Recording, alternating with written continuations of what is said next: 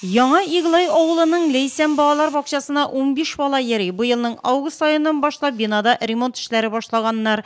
Зурдан кубып, идән ишекләрне алмаштыру, тәрәзә, буяу эшләре, обой ябыштыру, башкарасы хезмәтләр бихисап. Бинасы шул, әмма ичке ягы тулысынча яңартыла. Мозаика белән бизәкләп эшләнгән ике диварга тимәскә булганнар. Гаҗәеп кул эше белән башкарылган бизәкләр еллар үтсә дә үз матурлыгын югалтмаган.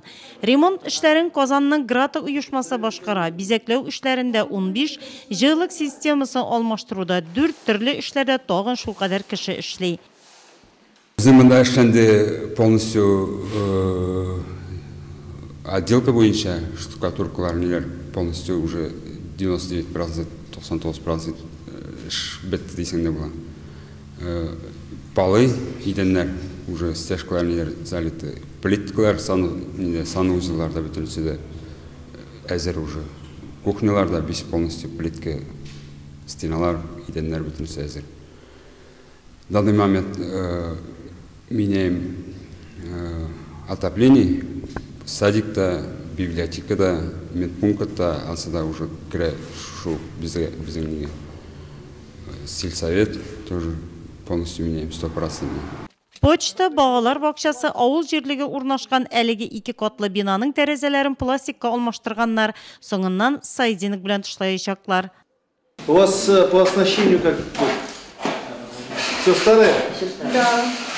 Урта Камышлы авылындагы балалар бакчасы да яңадан яңартыла. Монда 19 бала йөри, биредә дә эш кайный. 268 квадрат метр мәйданны биләгән бинада тәрәзәләр, түбә, җылылык системасы алмаштырыла. Основное нужно спальные места, да, белье, кухонный инвентарь. Шәһәрнең Светлячок балалар бакчасында да эшнең иң кызу вакыты. Биредә 7 төркемдә 121 бала тәрбияләнә. 36 хезмәткәр эшли. 1963 елда эшли башлаган балалар бакчасында бер кайчан капиталь ремонт үткәрелмәгән. Түбәне яптылар, тәрәзәләрне алыштырдылар.